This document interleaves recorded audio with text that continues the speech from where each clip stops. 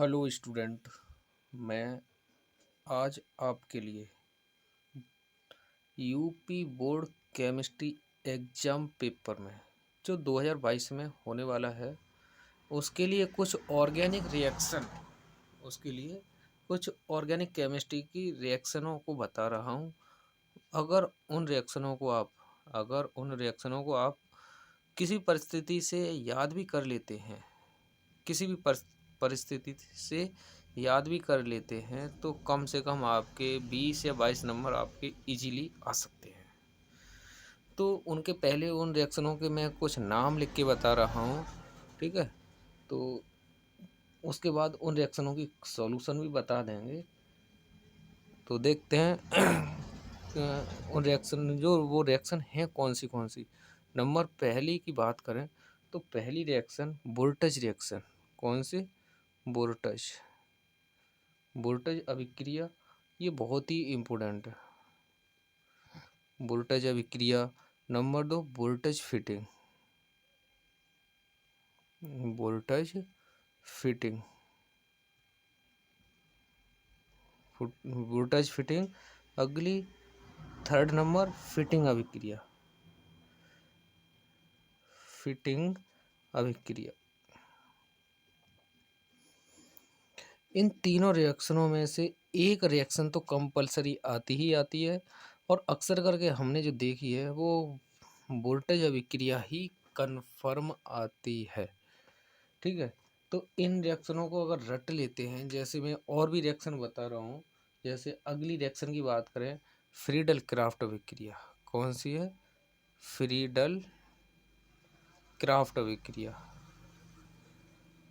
Friedel Friedel craft अभिक्रिया। ये reaction है। इस पर ये रिएक्शन तो अक्सर करके नाम से ना पूछ के वो केमिकल रिएक्शन को लिख देता है और किसी न किसी वास्ते से इसे कंप्लीट करा ही लेता है, ठीक है। इसके बाद जो है अगली नंबर की रिएक्शन है कैनिजारो अभिक्रिया। कौन सी? कैनिजारो अभिक्रिया। कैनिजारो अभिक्रिया। जो अगले नंबर की जो रिएक्शन है कार्बिल एमीन अभिक्रिया। कार्बिल एमीन अभिक्रिया। और कार्बिल एमीन अभिक्रिया है वो very very most important reaction है। ये अक्सर करके पूछ ली ही जाती है। अगली है जो एल्डोल कंडेंसेशन। अगली एल्डोल एल्डोल कंडेंसेशन यानी एल्डोल संघनन। संघनन क्या कहते हैं उसे? एल्डोल संघनन। अगली जो रिएक्शन है वो वेरी वेरी इम्पोर्टेंट की बात की जाए तो रीमर टीमर अभिक्रिया यानी राइमर टीमर अभिक्रिया। अगला जो नंबर जो भी होगा राइमर टीमर अभिक्रिया। यानी ये जो हम रिएक्शन लिख रहे हैं वो किसी न किसी वास्ते से आपको पूछ ही लेगा, या तो डायरेक्टली नाम रख के पूछ ले। अगर नाम नहीं देता है तो इनकी रिएक्शन ऐसे करके क्या होता है, जब जब क्या होता है जब इस टाइप की रिएक्शनों में रख के इसे पूछ सकता है, ठीक है। अगली जो रिएक्शन है इटार्ड ऑक्सीडेशन। अगली जो रिएक्शन है इटार्ड ऑक्सीडेशन या फिर इटार्ड अभिक्रिया। इटार्ड इटार्ड अभिक्रिया।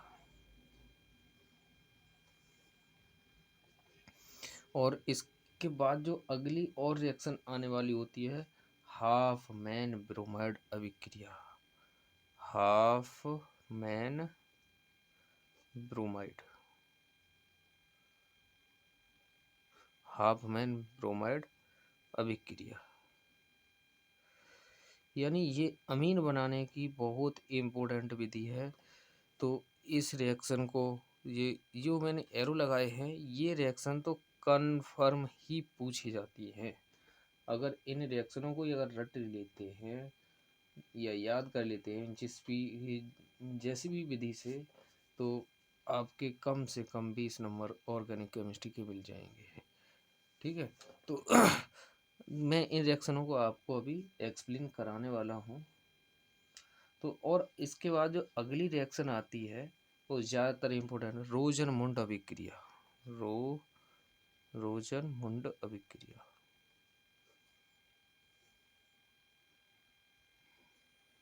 रोजन-मुंड अभिक्रिया। और इसके बाद विलियमसन संश्लेषण। विलियमसन संश्लेषण। विलियमसन संश्लेषण यानी ईथर बनाने की विधि है ये।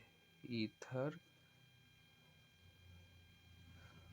बनाने की विधि, चाहे तो डायरेक्टली ईथर बनाने का लैब मेथड पूछ ले, और लैब मेथड नहीं पूछता है तो इसको एल्कोहल को H2SO4 के साथ हीट करा ले, ऐसे करके कोई ना कोई रिएक्शन मिला के दे देगा।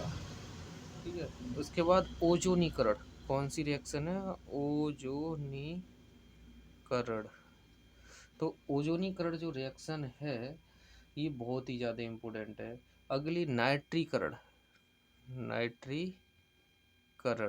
नाइट्रीकरण पर तो कई बार टिप्पणी पूछी गई है। नाइट्रीकरण पर तो कई बार टिप्पणी पूछ ली गई है।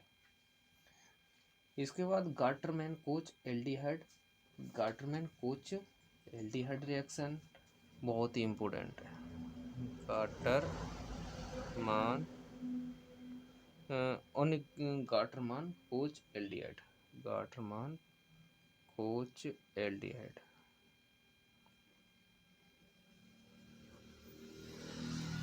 इसके बाद जो रिएक्शन आती है बहुत ही ज़्यादा इम्पोर्टेंट रिएक्शन की गिनती में, हेलोफॉर्म अभिक्रिया। हेलोफॉर्म अभिक्रिया।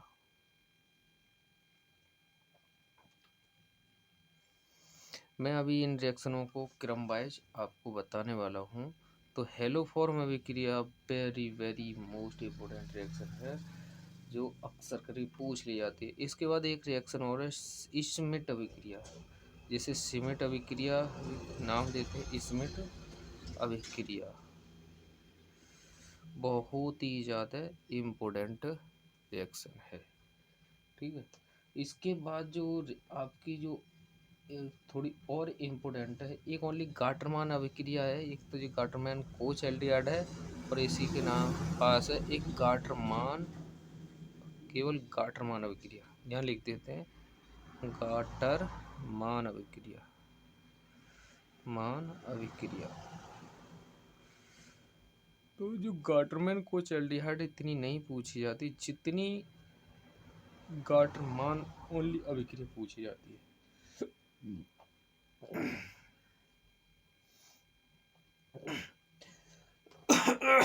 अगर ये रिएक्शन जितनी हो गई 1 2 3 4 5 6 7 8 9 10 12 13 14 18, यानी जो 18 रिएक्शन हैं, 18 रिएक्शनों में से कम आपके 8-10 रिएक्शन इन 18 रिएक्शनों में से ही आ जाएंगे।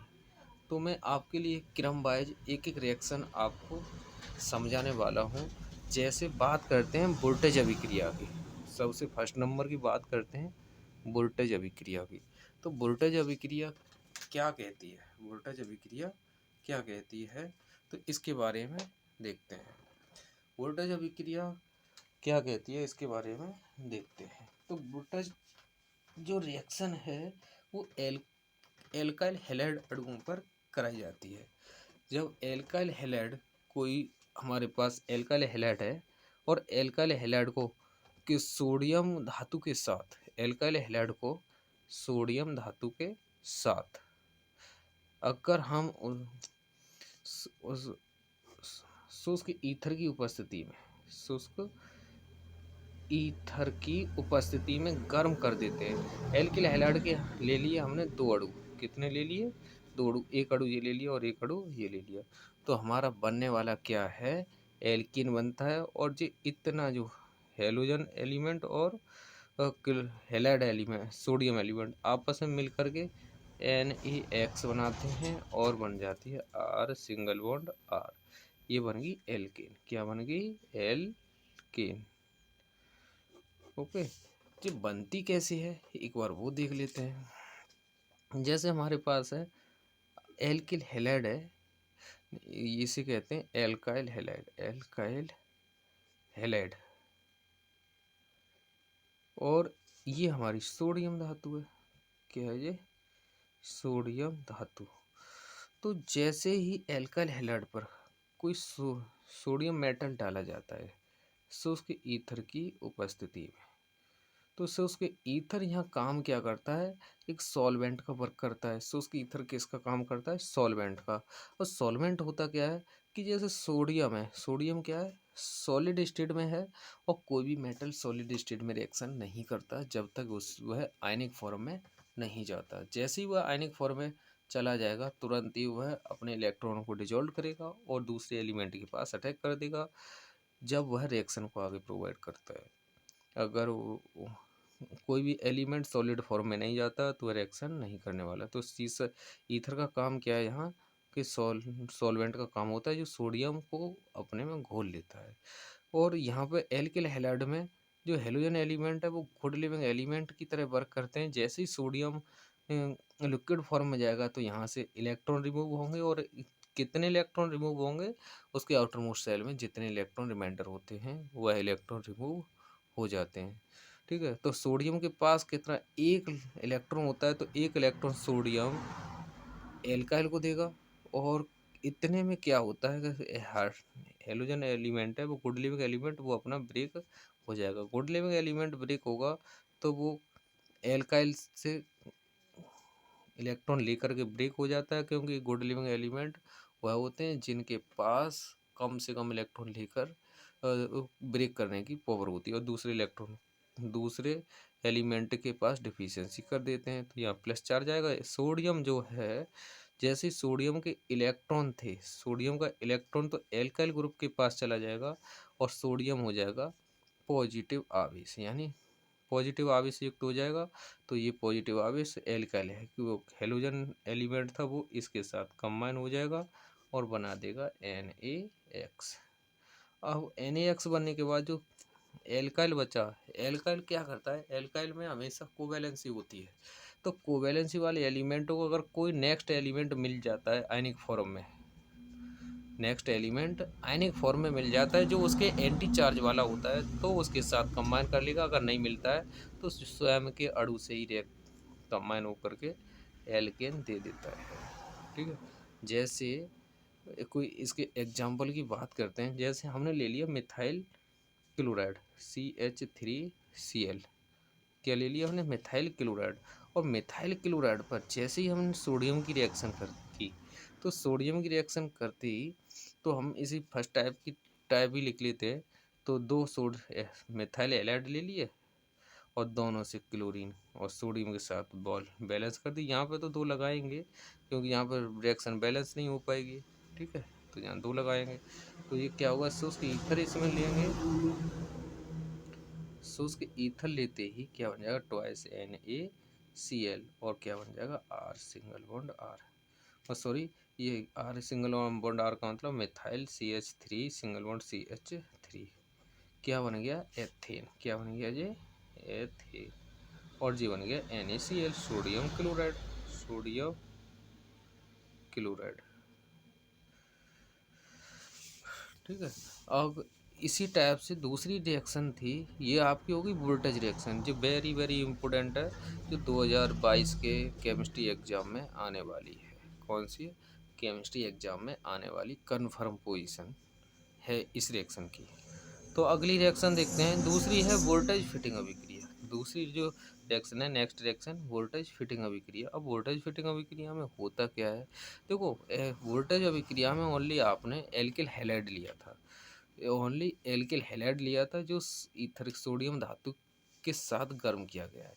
अब वोल्टेज फिटिंग अभिक्रिया में थोड़ा सा ही चेंजिंग है। वोल्टेज फिटिंग में क्या करते हैं कि एक तो ले लेते हैं हम एल्काइल हैलाइड, एक ले लेते हैं एल्काइल हैलाइड, एक क्या ले लेते हैं? Alkyl halide. और एक अणु ले लेते हैं एराइल हैलाइड। क्या ले लेते हैं? Aryl halide. और एक एल्किल हैलाइड और एक ले लिए एराइल हैलाइड। ठीक है।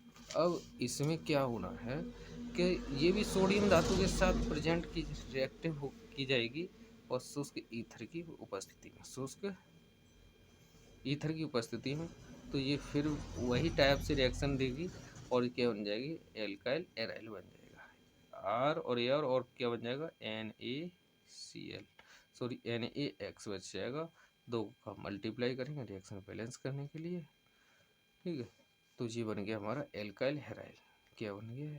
Alkyl aryl.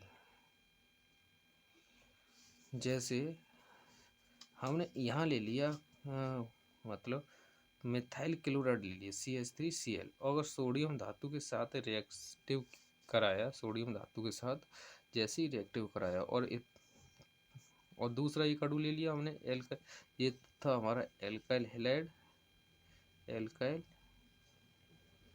और ये है एराइल हैलाइड। ठीक है। और तो ये क्या हमने ले लिया? टॉलिन ले लिया वाली, वो सॉरी क्लोरोबेंजीन। क्या ले लिया? C6H5Cl। ये क्या एराइल मूलक है। तो जैसे ही ये यहाँ से ब्रेक होगा, ब्रेक होते ही शुष्क ईथर डाला जाएगा इसमें, और शुष्क ईथर डालते ही ये क्या बनने वाला है? CH3C6H5 और बन जाएगा ट्वाइस NaCl। तो का मल्टीप्लाई, ये क्या बन गया? ये बन गया टोलुइन यानी एराइल हैलाइड। क्या बने? Aryl halide. इसका जो टोटल का नाम है वो उसको कहते हैं टोलुइन। क्या कहते हैं? टोलुइन। ओके। अब एक अगली रिएक्शन है, ये सेम थ्री जो रिएक्शन है वो थ्री की थ्री रिएक्शन एक जैसी हैं। अगली जो रिएक्शन की बात करते हैं फिटिंग अभिक्रिया। कौन सी रिएक्शन की बात कर रहे हैं? फिटिंग अभिक्रिया। फिटिंग अभिक्रिया क्या कहती है? Fitting reaction. फिटिंग रिएक्शन क्या कहती है वो देखते हैं।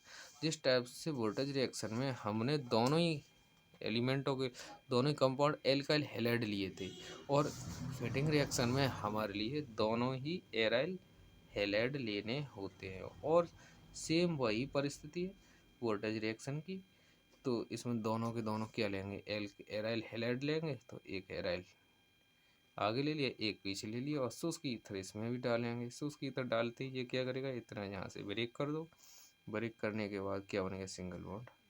क्या बनेगा? डाई एराइल बन जाएगा और NaCl बन जाएगा। दो का मल्टीप्लाई यहाँ कर दो। जैसे इसकी एक रिएक्शन देखते हैं। अगर हमने दोनों जगह क्लोरोबेंजीन ले लेते हैं, जैसे C6H5Cl, और सोडियम धातु के साथ रिएक्शन करने के बाद क्लोरोबेंजीन ले ली दोनों तरफ C6H5, तो दोनों जगह से ये निकल जाएगा और ये क्या बन जाएगा? C6H5 single bond C6H5 plus twice NaCl। ये बन गया डाई एराइल। क्या बन गया ये? Diaryl. क्या बन जाएगा? Diaryl. इसे कहेंगे डाई फिनाइल। Die phenyl. क्या बन जाएगा? ये डाई फिनाइल। तो आपके लिए ये 3 रिएक्शन मैंने इस वाले टॉपिक पर बताएं, और अगली जो नेक्स्ट रिएक्शन है वो नेक्स्ट वीडियो में आपको एक्सप्लेन कर दूंगा। ओके।